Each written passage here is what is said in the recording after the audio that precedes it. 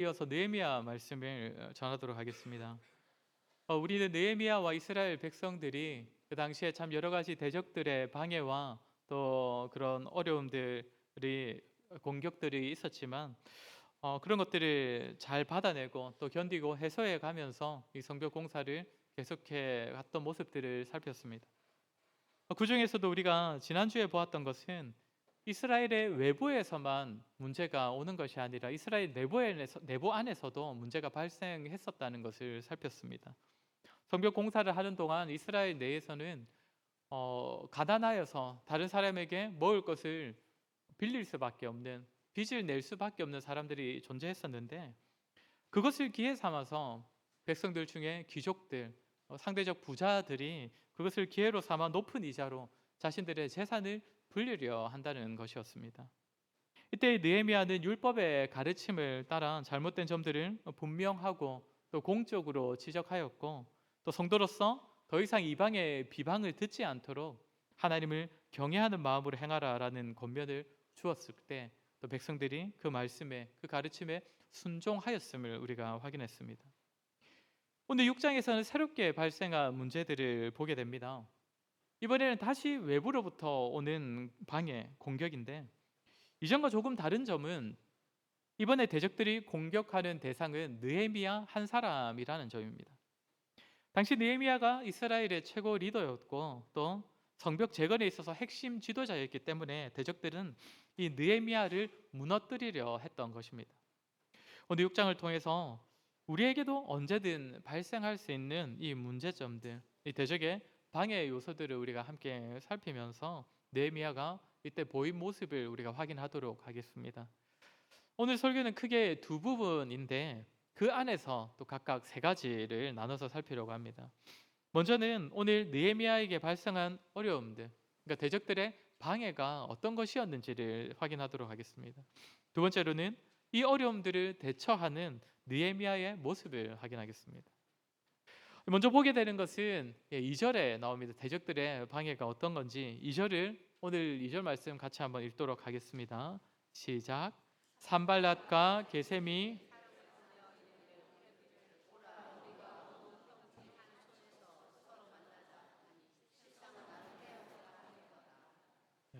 산발락과 게셈이 이 느헤미야에게 만나기를 청합니다. 뒤에 이제 실상은 나를 해하고자 함이었더라라고 되어 있는데, 이 말은 느헤미야가 딱 보니까 나를 해하려고 하는 것을 눈치챘다라는 말이 아니라 이것은 이제 나중에야 알게 되었다라는 것이고, 지금 산발락과 게셈은 그냥 이제 만나기를 청하는 것을 그냥 그것을 듣게 되었다는 것이지요. 이들이 왜 느헤미야에게 갑자기 만나자라고 말을 하겠습니까? 1절을 보시면 현재 이 시점은 이제 성벽을 다 건축하여서 허물어진 틈을 이제 남기지 않은 시점이라고 합니다. 그리고 이제 문짝만 달면 이제 다 완공되는 그런 시점. 언제라는 겁니까? 성벽 공사가 이제 마무리되어가는 그 시점이라는 것입니다.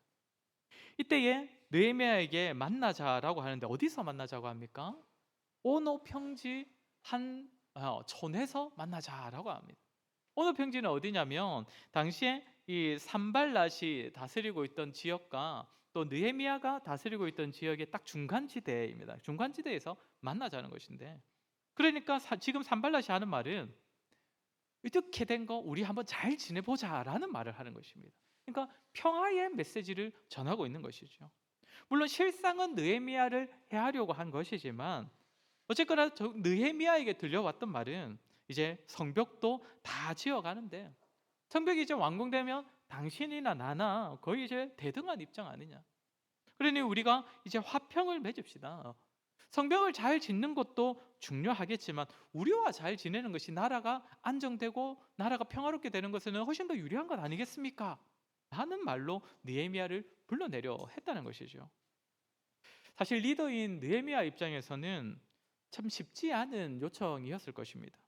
공사가 이제 거의 다 끝나가는 막바지이기 때문에 마음이 조금 해이해졌을 수도 있고, 또 상대방이 이제는 방해하는 모습으로 다가오는 것이 아니라 이제 평화를 말하는, 평화의 메시지를 전하며 다가오니까, 그러고 보면 우리가 성벽을 잘 지으려는 것도 결국 평화를 위함 아닌가. 안정을 위함 아닌가? 그것을 위해서는 성벽을 잘 짓는 것도 중요하지만 아예 대적이랑 잘 지내면, 대적이 이제 대적이 아니라 우리와 한편이 되면 더 좋은 것 아닌가? 느헤미야도 이런 생각이 들었을 수도 있습니다. 그러니까 지금 대적들의 방해는 어떤 것입니까? 대적들과 적당히 타협하고 조율을 하도록 만드는 것입니다. 이전에는 성벽 자체를 건축하지 못하게 하려는 방해였다면 이제는 성벽을 짓더라도 대적들과 잘 지내보게 하려는 그런 유혹이라는 것이죠. 원래 성벽을 세우는 목적은 대적으로부터 우리의 공동체를 지키는 것이었는데 지금 대적들은 우리와 평화의 조약을 맺어서 이제는 대적을 대적으로 바라볼 수 없게 만들려는 것입니다. 신앙 공동체의 평화와 조화를 말하면서 적당한 타협을 요구하는 것이 오늘 보게 되는 첫 번째 방해 요소입니다. 두 번째 방해는 4절을 보시면 느헤미야에게 이제 만나자고 계속 만나자고 4번이나 청하였는데 계속 거절당하자 이제 산발랏이 다섯 번째 편지에는 뭔가 수를 하나 쓰지요. 5절을 보시면 다섯 번째는 그 종자의 손에 봉하지 않은 편지를 들려 내게 보냈는데 라고 합니다. 그 당시 각 지역을 대표하는 이 리더들이 주고받는 편지라면 당연히 그 내용이 굉장히 중요하고 무거운 그런 메시지였을 것이고 그렇기 때문에 밀봉하여서 다른 사람이 보지 못하도록 하는 것이 당연한데 산발랏은 일부러 편지를 봉하지 않았다라고 합니다. 왜 그렇게 했겠습니까? 편지의 내용을 일부러 노출시키려 하는 것이죠. 그 편지의 내용을 다른 사람들도 알고 소문나게 하려는 것이죠. 그럼 어떤 소문을 내려고 했던 것인가? 우리 6절과 7절 내용을 같이 살피도록 하겠습니다. 시작. 그 글에 이르기를 이방 중에도 소문이 있고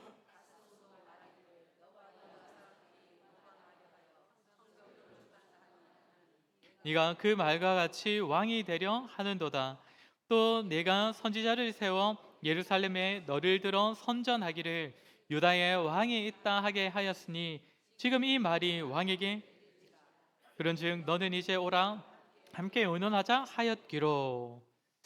6절에 보면 이방에도 이미 소문이 났고 가스무도 우리한테 말하던데라고 합니다. 이 가스무가 누군지는 정확하게 나오지 않는데 아마도 나름대로 영향력 있는 사람 아니겠습니까? 그 가스무가 말하던데 너와 유다 사람들이 모반을 일으키기 위해서 성벽을 쌓고 있다 하더라. 게다가 너는 거기서 왕이 되려 한다 하더라. 이전에도 비슷한 말을 여러 번 들었었지요. 너가 성벽을 지으려는 것은 결국 바사 왕을 배반하려 하는 것 아니냐. 그런데 이 내용을 이번에는 이 편지에 일부러 적어놓고 봉하지 않아서 이 사실이 소문나도록 만들었다는 것입니다. 이 내용이 소문이 나면 누가 가장 싫어하겠습니까? 바사 사람들이 가장 싫어하지 않겠습니까? 그리고 바사 왕이 싫어하겠지요. 일부러 모함하게 만들려는 것입니다. 그리고 7절에서는 비슷한 말을 하는 것 같지만 엄밀히 따졌을 때 조금 다른 말입니다. 또 네가 선지자를 세워 예루살렘에 너를 선전하기를 유다의 왕이 있다 하게 하였으니라고 합니다. 그러니까 이번에는 선지자가 느헤미야를 왕으로 선포하게 만들려 했다라는 것인데 이 말은 이 당시에 유대인들이 손꼽아 기다려오던 그 메시아가 바로 느헤미야다라는 소문을 나게 하려는 것입니다. 선지자가 느헤미야를 메시아로 선포하게 하려 한다더라. 이 소문이 지금 나고 있다. 우리가 들었다. 진상을 확인해 봐야겠다. 이걸 편지에 일부러 적어 놓았다는 것이죠. 이 소문이 들리면 누가 가장 동요하겠습니까? 이스라엘 사람들 아니겠습니까? 느헤미야가 메시아라고? 좋아할 수도 있겠지만 또 예수님의 경우처럼 굉장히 싫어하거나 거북해하는 사람도 있을 수도 있었을 겁니다. 자, 아무튼 대적들의 두 번째 방해는 무엇입니까? 느헤미야에 대한 좋지 않은 소문들, 모함하여서 느헤미야를 끌어내리려는 것입니다. 오늘날로 치자면 느헤미야에 대한 루머를 퍼뜨리려 한 것이지요. 세 번째 방해는 더욱 교묘합니다. 10절을 우리 같이 읽도록 하겠습니다. 10절 시작. 이후에 므에다벨의 손자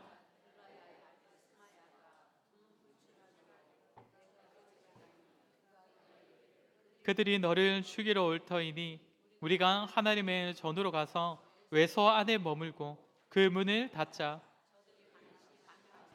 너를 죽이리라 하기로. 이번엔 또 스마야라는 사람이 등장을 하는데 이 문맥을 살펴보면 아마 그 당시에 이름 있는 제사장이었을 것 같습니다. 이 사람은 집에서 잘 나서지 않는 사람인데 느헤미야가 그의 집에 직접 찾아가서 대화를 할 만큼 지혜롭기도 하고 아마 또 그 탁월하기로 소문이 난 그런 제사장이었을 것 같습니다. 아무튼 하루는 느헤미야가 이 스마야를 만나러 갔는데 이 사람이 하는 말이 지금 대적들이 당신을 죽이려고 하니까 하나님의 전 외소로 피하십시오라는 말을 하더라는 겁니다. 외소라는 것은 우리가 이 성막을 떠올려 보시면 이 성막 안에 들어가면 이게 공간이 한 군데 이제 분리가 되어 있지 않습니까? 제일 안쪽을 우리가 지성소라고 부르지요. 그러니까 지성소 바깥, 성막 안인데 지성소 바깥에 있는 그 공간을 이제 외소라고 합니다. 그러니까 거기로 피하라는 것입니다.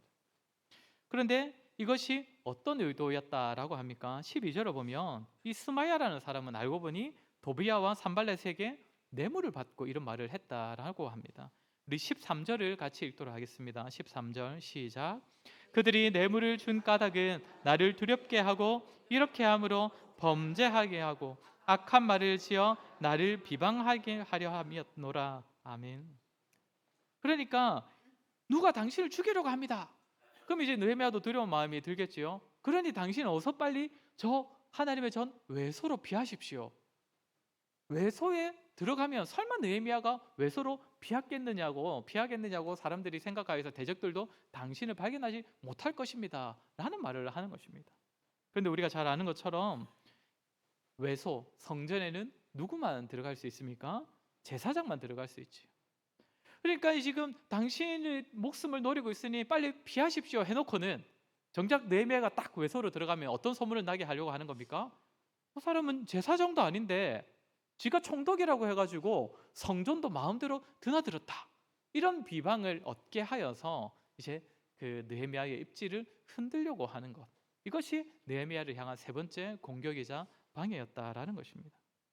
자, 이렇게 이 당시 대적들은 다양한 방법으로 느헤미야를 유혹하고 또 그를 공격하고 방해를 했는데, 이제 우리가 두 번째로 볼 것은 이때의 느헤미야가 각각에 대하여 어떤 모습을 보이고 있느냐라는 것입니다.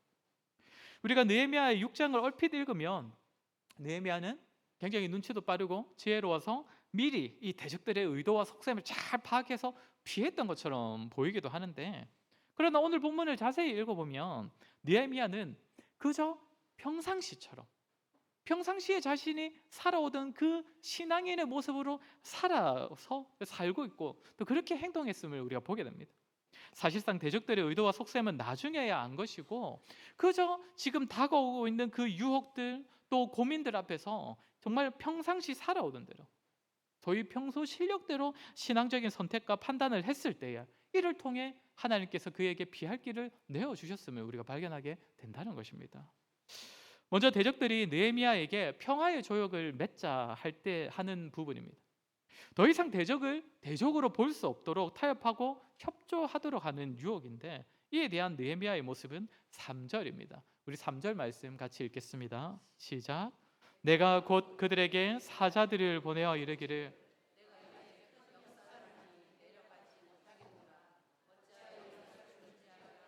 너희에게로 내려가겠느냐 하매. 아멘. 느헤미야가 하는 말이 무엇입니까? 내가 지금 이 큰 역사를 하고 있으니 너희를 만나지 못하겠다. 내가 맡은 이 역사를 어찌 중지하고 너희에게 가겠느냐라고 말을 하고 있습니다. 그러니까 지금 느헤미야는 너희를 만나는 것보다 내가 이 큰 역사를 빨리 마무리하고 진행하는 것이 훨씬 중요하다라고 대답을 하는 것입니다. 이것을 우리가 단순하게 아이고 내가 지금 바빠서 못 가겠습니다라고 읽어서는 안 됩니다. 산발락과 게셈은 느헤미야에게 다른 방법으로도 지금 평화를 찾으라고 말을 하는 것이죠. 성벽도 잘 짓는 것이 좋지만 성벽을 잘 지어도 평화는 유지되겠지만 우리와도 좀 잘 지내야 하지 않겠느냐. 우리와 조약을 맺으면 성벽을 잘 짓는 것보다 더 나은 평화, 더 확실한 평화가 지금 예루살렘에 임하지 않겠느냐. 우리와 한편이 되자, 이 말을 하는 것이죠. 그러나 이때 느헤미야가 하는 말이 무엇입니까? 내가 맡은 이 큰 역사를 위해서, 사실 내가 맡은 이 사명을 위해서 너희를 만날 필요가 없다라는 말을 하는 겁니다. 하나님께서 내게 맡기신 역사는 성벽을 다시 세워서 그것을 통해 백성들을 보호하고 백성들에게 평화가 임하게 하는 것이지, 너희와 조약을 맺고 너희와 타협하여서 평화를 얻는 것이 아니다라는 말을 한 것입니다. 너희와 협조하고 타협하는 것이 아니라 하나님께서 내게 주신 사명, 내게 명하신 그 방법대로 평화를 이루는 것이 하나님께서 내게 주신 사명이고 내가 지금 이루어야 할 역사다라고 대답을 했다는 것입니다. 사랑하는 성도 여러분, 세상은 늘 교회와 성도로 하여금 적절히 타협하냐는 목소리를 냅니다. 너희 교회도 결국 세상 안에 존재하는 것이고 너희 성도들도 결국 세상 안에서 살아가고 있지 않느냐. 그러면 당연히 우리와도 잘 지내야 하지 않느냐. 우리와 적절히 가까운 관계를 맺으면서 교류하며 지내는 것이 마땅하지 않겠느냐. 이렇게 너무나 달콤한 목소리로 교회의 교회다움과 성도의 성도다움을 희석시키려 합니다.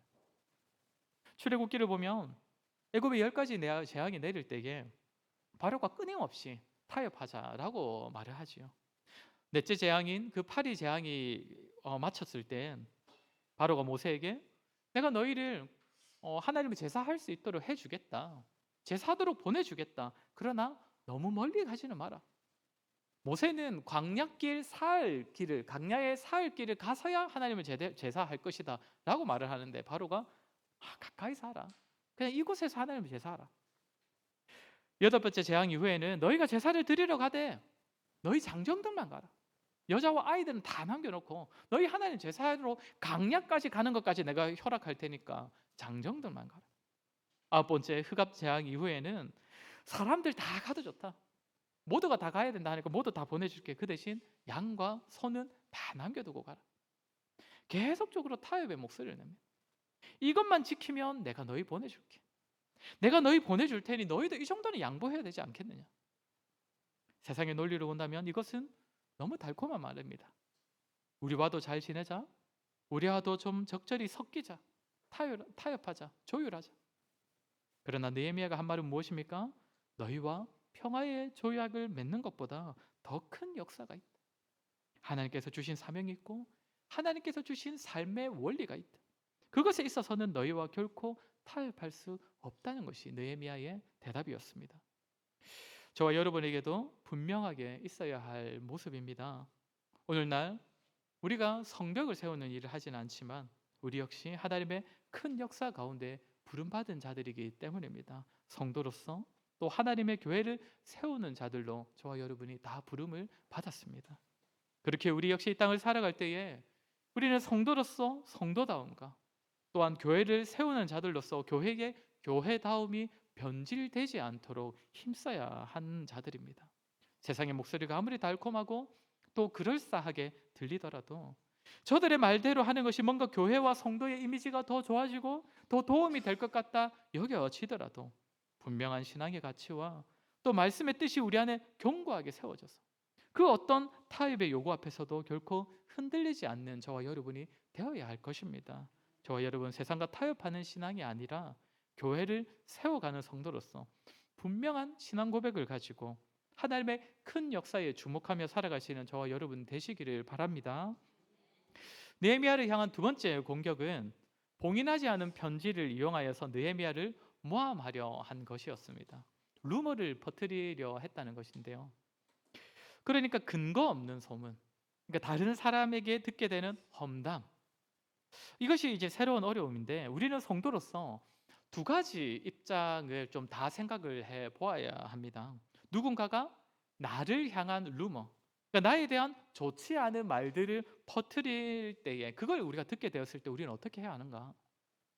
또 다른 경우, 방금 말씀드린 게 이제 느헤미야가 오늘 처한 경우이고, 이 다른 경우 우리는 내가 다른 사람에 대한 안 좋은 말을 듣게 되었을 때 우리는 어떻게 행동해야 하는가? 이 점도 우리가 한번 생각해 볼 수 있어야 합니다. 성도로서. 먼저 우리가 다른 사람에 대한 좋지 않은 소문을 듣게 되었을 경우입니다. 오늘날도 이제 근거 없는 소문, 그러니까 루머 같은 것이 굉장히 큰 문제가 되고 있지 않습니까? 연예인이나 정치인 같은 그 유명인들에 대하여서 어떤 소문이 나기 시작하면, 그러니까 뭐 뉴스나 신문이나 뭐 유튜브에서라도 누가 이랬다더라 저랬다더라 하면 사실 그게 근거가 있는 소문이든 아니든 사실이 무엇이든 확인하지 않고 그것을 그냥 일단 받아들여 버립니다. 그것이 굉장히 문제가 되고 있지 않습니까? 그런데 꼭 유명인들에 대한 소문만이 문제가 되는 것은 아닙니다. 우리 자신이나 우리 주변을 둘러봐도 비슷한 일은 일어나고 있습니다. 누군가에 대한 좋지 않은 소문을 듣게 되면 그게 진짜인지 확인하는 게 먼저가 아니라 일단 그 소문을 받아들이고 그 소문을 바탕으로 그 사람에 대해서 우리가 새롭게 판단을 해버리게 됩니다. 근거 없는 소문이 어디 있겠느냐? 나 저 사람 그렇게 안 봤는데 알고 보니 그랬구나. 사실 우리가 이렇게 받아들이는 이유는 사람의 죄인된 본성 때문입니다. 우리는 많은 경우 어떤 괜찮은 사람에 대한 실수나 잘못에 대한 소문을 듣게 될 때에 안타까운 마음도 가지곤 하지만 또 마음 한켠에는 그것을 통해서 스스로 안심해 버리는 그런 마음을 품게 되기도 합니다. 나보다 괜찮은 줄 알았던 사람이 잘못도 하고 실수하는 것을 보면서 저 사람도 저런데 내가 저 사람보다 더 잘 살 수 있겠냐? 또는 아무리 그래도 난 저 사람 정도만큼 잘못 살고 있진 않아. 그래서 다른 사람에 대한 루머를 접할 때에 그 안에서 자기 만족을 얻고 자기 위로를 삼으려는 그런 악한 본성이 발동을 하기 시작합니다. 철저히 자기 중심성이 고개를 든다는 것이죠. 그래서 다른 사람에 대한 소문을 접하면 분명한 사실을 확인하려는 마음보다 일단 그것을 받아들이고 내 안에서 마음 안에서 그 소문을 철저히 이용합니다. 그 소문으로 자기의 위안 삼기도 하고 그 사람을 깎아내면서 자신의 우월감을 누리기도 합니다. 사실 이런 모습은 오늘날만의 문제가 아니고 철저히 죄된 본성을 따르는 것이기 때문에 우리 신앙의 선배들도 이런 부분을 두고 고민을 많이 했었습니다. 청교도들은 이와 같은 경우를 두고 세 가지 원칙을 정했다라고 합니다.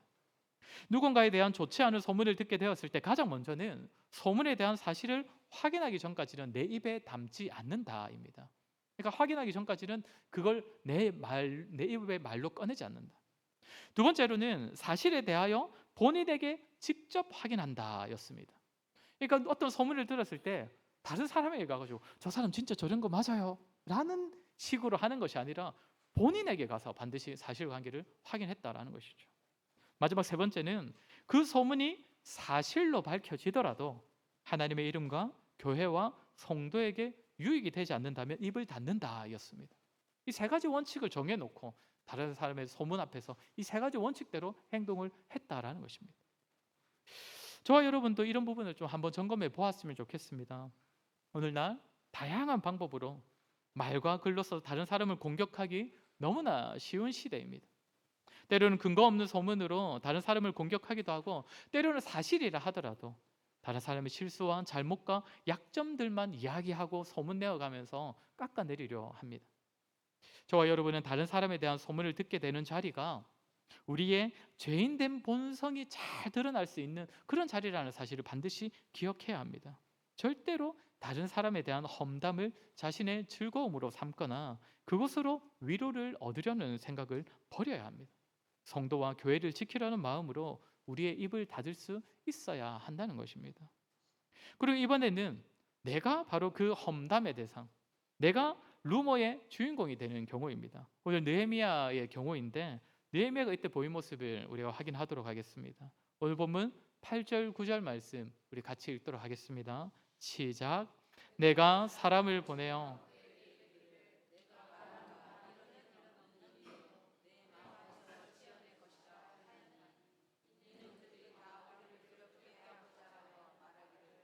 그들의 손이 피곤하여 역사를 중지하고 이르지 못하리라 함이라. 이제 내 손을 힘있게 하옵소서 하였노라. 먼저 8절을 보면 로마에 대한 사실이 무엇인지 분명하게 밝히고 있습니다. 네가 말한 바 이런 일은 없느니라. 그리고는 무엇을 합니까? 9절을 보시면 이것은 다 나를 두렵게 만들려는 것이다. 두렵게 만들려는 대적의 의도다라고 합니다. 사실 아무리 느헤미야라 하더라도 자신을 향한 모함들, 자신을 향한 루머들이 얼마나 두렵겠습니까? 그러니까 두렵게 만들려는 의도다. 그렇게 무엇보다 그는 하나님께 기도하고 있습니다. 이 사람의 험담들, 이 사람의 잘못된 소문들, 루머들 때문에 내가 두려워서 하나님의 역사를 멈추는 일이 있어서는 안 되기에 하나님 내 손을 힘있게 하옵소서라고 기도했다는 것입니다. 느헤미야는 사람들이 잘못된 소문을 말할 때에 그저 침묵하지만은 않았습니다. 분명한 사실은 밝혔지만 그것이 전부인 것처럼 여기진 않았습니다. 사람들이 말로 모함하고 공격할 때에 그 한마디 말에 10마디 말로 갚아주는 자세가 아니라 분명한 사실은 밝히지만 무엇보다 하나님께 간구하였습니다. 사람의 공격에 대한 그 두려움을 내가 맞받아치는 것으로 해소하려는 것이 아니라 다만 하나님께 구하여서 힘있게 해달라고 기도했다는 것이지요. 하나님, 나를 향한 사람들의 말들에 대한 두려움 때문에 내가 하나님의 이 역사를 포기하려는 마음 들지 않도록 도와주십시오. 참 우리 역시도 누군가가 나에 대해서 이런 말들을 하고 다닌다더라, 나에 대해서 이런 말을 한다더라, 그런 말을 듣게 되면 굉장히 큰 상처가 됩니다. 그 말이 사실이든 아니든 누군가가 나에 대한 안 좋은 이야기를 한다더라, 그런 얘기가 들리면 참 힘이 들기도 하지요. 심할 경우에는 내가 이 교회 계속 다녀도 되겠는가, 이런 생각이 들 수도 있을 것입니다. 물론 소문을 퍼뜨리는 사람이 더 잘못된 것이고 또 험담하는 사람이 분명 잘못한 것이지만, 그럼에도 그때에 우리가 스스로를 지켜야겠다는 그런 생각을 가지고 일일이 반박하고 직접 받아치는 것으로 문제가 해소되는 것이 아니라는 사실을 우리가 반드시 기억해야 합니다. 사람의 악한 모습은, 사람의 그 죄된 모습은 우리가 변화시킬 수 있는 것이 아닙니다. 말해야 할 사실, 밝혀야 될 사실에 대한 분명히 말하되 다만 하나님의 도우심을 구하는 모습이 저와 여러분에게도 있어야 할 것입니다. 하나님, 내가 이 일로 인하여, 이 소문으로 인하여서 내가 신앙생활을 더디하게 되거나 내가 이 교회를 멀리하게 되는 일이 없도록 하나님 나에게 힘을 주십시오. 이 사람들의 헛된 소문 앞에서도 내가 굳건히 버틸 수 있도록 힘을 주십시오. 저와 여러분, 다른 사람에 대한 잘못된 소문이 들릴 때에 우리의 입을 무겁게 하고 또 지혜롭게 대처하고 또 나 자신에 대한 어떠한 소문이 들릴 때에도 기도 가운데 믿음을 잘 지키시는 여러분 되시기를 바랍니다. 마지막으로 짧게 보겠습니다. 내용은 정말 간단합니다. 스마야가 느헤미야에게 당신 목숨 위험하니 아까 말했던 대로 외소로 피하십시오. 당신은 너무나 우리에게 지금 중요한 사람이기 때문에 당신이 죽으면 성벽공사 차질을 빚습니다. 그러니 피하십시오. 그렇게 느헤미야를 성전에 들어가게 하려는 그런 유혹이었는데 이때 느헤미야가 뭐라고 하는지 보겠습니다. 11절을 같이 읽겠습니다. 시작. 내가 이르기를 나 같은 자가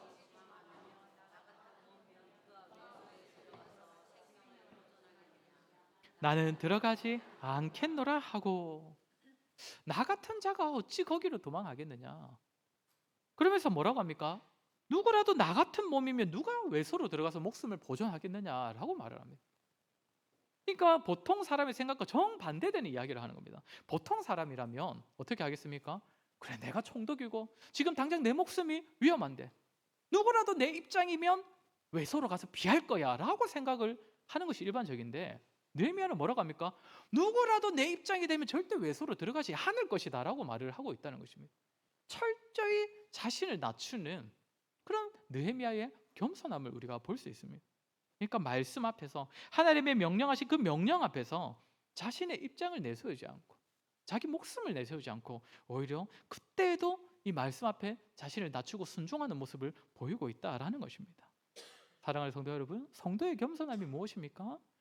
무엇보다 말씀 앞에서 자신을 낮추는 것이 성도의 겸손함 아니겠습니까? 하나님의 명령, 하나님의 율법 앞에서 자신을 낮추고 어떻게든 복종하려는 그런 자세가 성도의 겸손함입니다. 느헤미야는 하나님의 명령 앞에서 늘 자신은 아무것도 아니라는 겸손함으로 살아왔기 때문에 율법을 범하게 하여 비방하려는 그 대적들의 함정을 피할 수가 있었던 것입니다.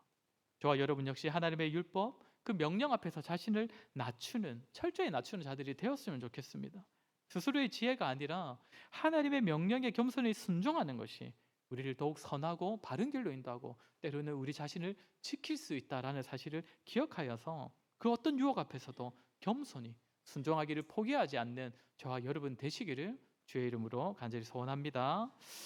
이 시간 말씀을 기억하며 같이 한번 기도하도록 하겠습니다. 우리도 우리를 유혹하고 우리를 두렵게 만들어서 말씀대로 또 믿음대로 살지 못하게 만드는 일이 많은 이 세상을 살아가는데, 이 가운데서도 우리가 믿음 지킬 수 있도록 도와달라고 기도합시다. 자꾸만 타협하고 적당히 조율하며 신앙생활 하도록 만드는 세상 앞에서도 정말 온전한 믿음으로 분명한 신앙으로 살아가는 우리가 되고, 때때로 다른 사람이 비방을 들을 때에도 너그러이 받아내고 기도 가운데 새 힘을 얻고 또 하나님의 말씀 앞에서 철저히 겸손함으로 살아갈 수 있게 해달라고, 우리 시간에 들은 말씀을 기억하며 우리 잠시 한번 같이 기도하도록 하겠습니다. 기도하겠습니다.